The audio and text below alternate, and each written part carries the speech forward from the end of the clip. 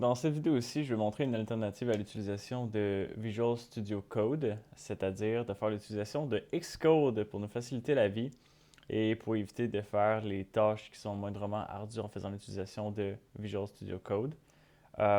C'est un IDE, il existe plusieurs IDE. Il existe par exemple de la suite IntelliJ, de la suite de JetBrains CLion.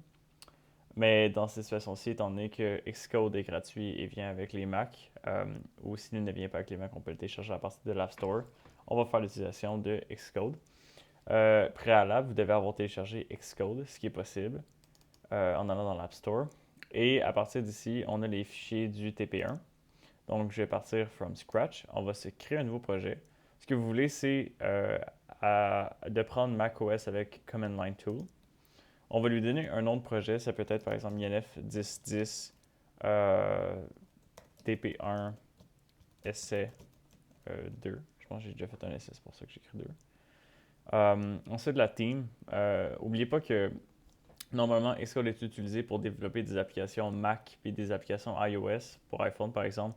Donc, la team, c'est normalement la team qu'on utiliserait si on développait un produit comme ça. Et dans cette situation-ci, je pense que c'est juste mon nom. C'est pas grand-chose. Puis pour l'organisation identifier, je pense que n'importe quoi fonctionne. C'est pas commercial qu'est-ce qu'on fait. Donc, utiliser com, dot, n'importe quoi, puis ça devrait fonctionner.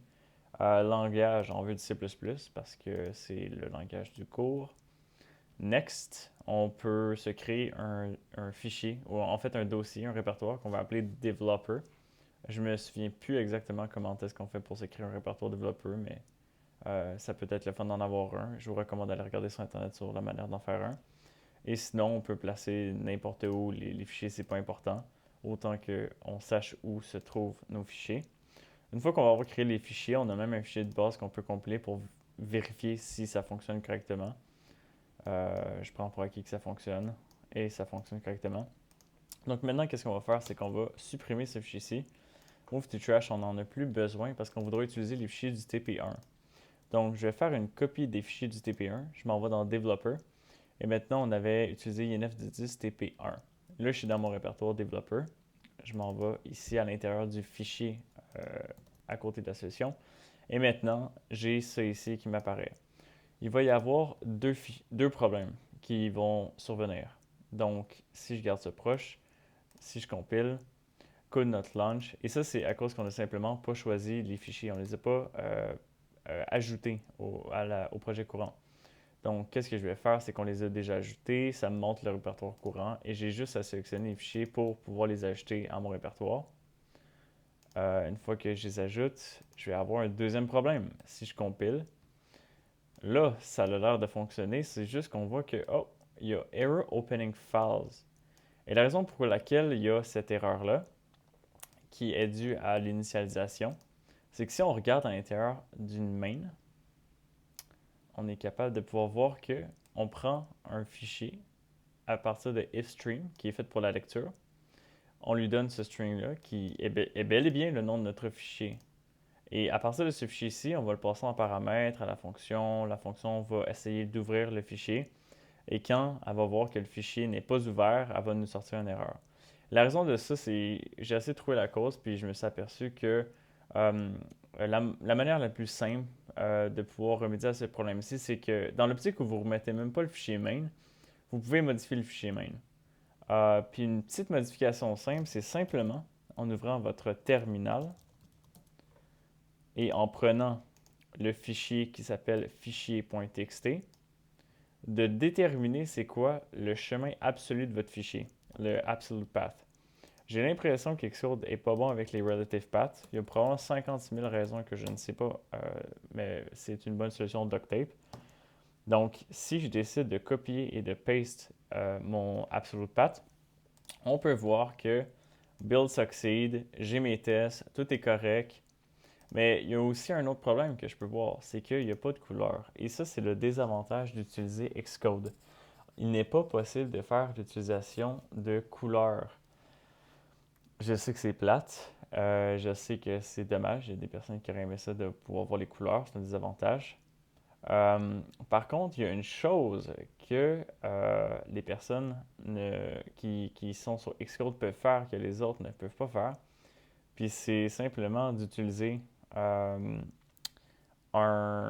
des emojis. C'est vraiment possible d'utiliser des emojis. N'importe quoi fonctionne correctement. Fait que si je décide de compléter ma solution, je viens de racheter un cœur. Fait que peut-être que dans les prochains tests, pour les chanceux qui ont décidé d'utiliser Xcode, je vais rajouter des emojis. C'est une blague, faites jamais ça, vous allez probablement jamais avoir d'emploi sur le marché du travail si vous faites ça. La deuxième chose qu'on peut voir, c'est que lorsqu'on voulait rajouter de la couleur, on décidait d'utiliser le backslash avec un certain code qui est ici. Ce code qui était ici là est utilisé pour représenter la couleur de ce qu'on veut. Puis, étant donné qu'Xcode ne prend pas les couleurs, on a des espèces de retombées ici qui apparaissent un peu partout. Je ne vous recommande pas de vous en méfier. C'est pas important, ça ne va pas affecter votre note. Euh, et je pense que ça complète le tout, à part une dernière chose, et c'est qu'on veut tout le temps avoir C++17. Je sais que malgré le fait qu'il y a la nouvelle version de C++20 qui vient de sortir, puis qu'il y a beaucoup d'amateurs de nouveautés, on va se contenter de C++17 pour le cours, mais on veut avoir la bonne version.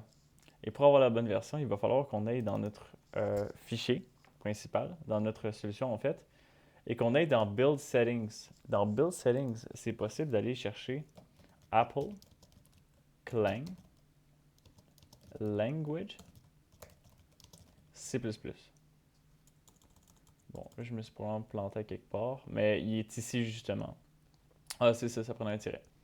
Et là, comme on peut voir dans C++ Language Dialect, on voit que c'est GNU 17. Ça veut dire que c'est le C++ adopté pour Linux, ce qui est un bon C++. Le fichier, comme on peut voir, est compilé. J'ai aussi essayé de faire le TP avec GNU 17 et ça fonctionnait très bien. Mais étant donné qu'on veut tous avoir la même chose, qu'on veut normaliser le tout, vous allez aller ici puis vous allez simplement choisir C++ 17.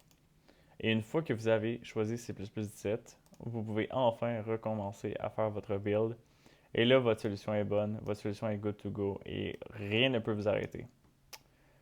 Sur ce, je pense que ça conclut le tout et je vous souhaite un très bon TP. Merci tout le monde.